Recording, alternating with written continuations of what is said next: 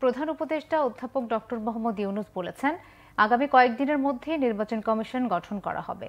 সুযোগ দিলে প্রয়োজনীয় কিছু সংস্কারের পর কাঙ্ক্ষিত নির্বাচন।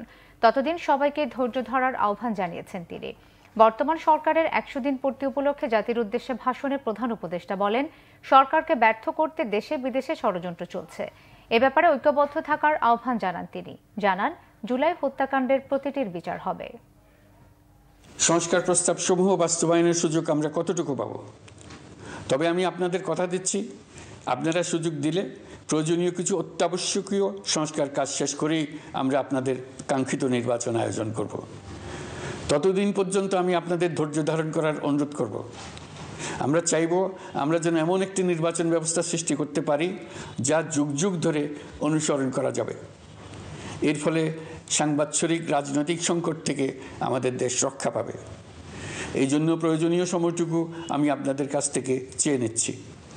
নির্বাচনী সংস্কারের সিদ্ধান্ত হয়ে গেলে খুব দ্রুত আপনারা নির্বাচনের রোডম্যাপও পেয়ে যাবেন।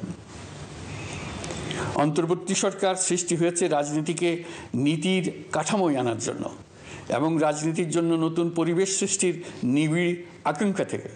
এই আকাঙ্ক্ষা পূরণ করা থেকে জাতিকে বঞ্চিত করবেন না। নির্বাচনের ট্রেন যাত্রা শুরু করেছে, এটা আর থামবে না।